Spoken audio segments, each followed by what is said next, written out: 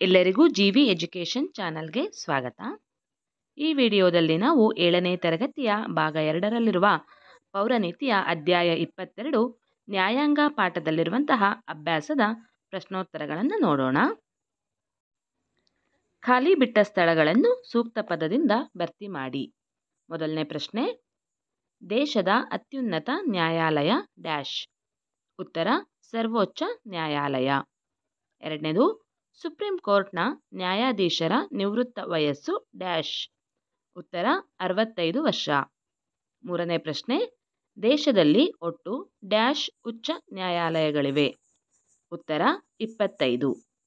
ನಾಲ್ಕನೇ ಪ್ರಶ್ನೆ, supreme court ನ್ಯಾಯಾಧೀಶರನ್ನು dash ನೇಮಿಸುತ್ತಾರೆ.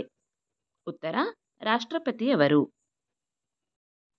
Next, ಗುಂಪುಗಳಲ್ಲಿ ಚರ್ಚಿಸಿ ಉತ್ತರಿಸಿ. ಮೊದಲನೇ ಪ್ರಶ್ನೆ, ನ್ಯಾಯಾಂಗದ ಮುಖ್ಯ ಕಾರ್ಯಗಳೇನು? ಉತ್ತರ, ನ್ಯಾಯಾಲಯಗಳು ಶಾಸಕಾಂಗವು ರೂಪಿಸಿದ ಕಾಯ್ದೆಗಳ ಅರ್ಥವಿವರಣೆ ನೀಡುತ್ತವೆ. ಅವು ವ್ಯಕ್ತಿಗಳ ನಡುವೆ ಮತ್ತು ವ್ಯಕ್ತಿ ಹಾಗೂ ಸರ್ಕಾರಗಳ ನಡುವೆ ಉಂಟಾದ ವಿವಾದಗಳನ್ನು ಆಲಿಸಿ ತೀರ್ಪು ಕೊಡುತ್ತವೆ. ಪ್ರಜೆಗಳ ಪ್ರಾಣ, ಆಸ್ತಿ, ಗೌರವ ಮತ್ತು ಹಕ್ಕುಗಳನ್ನು ಕಾಯುವ ಬಹುಮುಖ್ಯವಾದ ಕಾರ್ಯವನ್ನು ಮಾಡುತ್ತವೆ. ಎರಡನೇ ಪ್ರಶ್ನೆ, ರಾಷ್ಟ್ರಮಟ್ಟದಲ್ಲಿಯ ಅತ್ಯುನ್ನತ ನ್ಯಾಯಾಲಯ ಯಾವುದು? ಉತ್ತರ, ರಾಷ್ಟ್ರಮಟ್ಟದಲ್ಲಿಯ ಅತ್ಯುನ್ನತ ನ್ಯಾಯಾಲಯ ಸರ್ವೋಚ್ಚ ನ್ಯಾಯಾಲಯ ಅಥವಾ ಸುಪ್ರೀಂ ಕೋರ್ಟ್. ಮುಂದಿನ ಪ್ರಶ್ನೆ, ಉಚ್ಚ ನ್ಯಾಯಾಲಯದ ನ್ಯಾಯಾಧೀಶರಾಗಲು ಇರಬೇಕಾದ ಅರ್ಹತೆಗಳೇನು? ಉತ್ತರ, ಭಾರತದ ಪ್ರಜೆಯಾಗಿರಬೇಕು, ಕನಿಷ್ಠ 10 ವರ್ಷಗಳ ಕಾಲ ಭಾರತದ ನ್ಯಾಯಾಂಗದಲ್ಲಿ ಸೇವೆ ಸಲ್ಲಿಸಿರಬೇಕು ಅಥವಾ 10 ವರ್ಷಗಳ ಕಾಲ ಉಚ್ಚ ನ್ಯಾಯಾಲಯದಲ್ಲಿ ವಕೀಲರಾಗಿ ಸೇವೆ ಸಲ್ಲಿಸಿರಬೇಕು.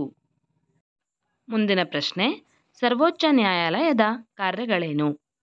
ಉತ್ತರ, ಸರ್ವೋಚ್ಚ ನ್ಯಾಯಾಲಯದ ಕಾರ್ಯಗಳು ಕೇಂದ್ರ ಮತ್ತು ರಾಜ್ಯ ಹಾಗೂ ರಾಜ್ಯಗಳ ನಡುವಿನ ವಿವಾದಗಳನ್ನು ಬಗೆಹರಿಸುವುದು, ಪ್ರಜೆಗಳ ಮೂಲಭೂತ ಹಕ್ಕುಗಳನ್ನು ರಕ್ಷಿಸಲು ವಿವಿಧ ರಿಟ್ ಆಜ್ಞೆಗಳನ್ನು ಹೊರಡಿಸುವುದು, ಸಂವಿಧಾನವನ್ನು ಅರ್ಥೈಸುವುದು, ರಾಷ್ಟ್ರಪತಿಯವರು ಸರ್ವೋಚ್ಚ ನ್ಯಾಯಾಲಯದ ಸಲಹೆ ಅಭಿಪ್ರಾಯಗಳನ್ನು ಕೇಳಿದಾಗ ಅವುಗಳನ್ನು ನೀಡುವುದು, ಅಗತ್ಯವಾದ ನಿಯಮಾವಳಿಗಳನ್ನು ರಚಿಸುವುದು.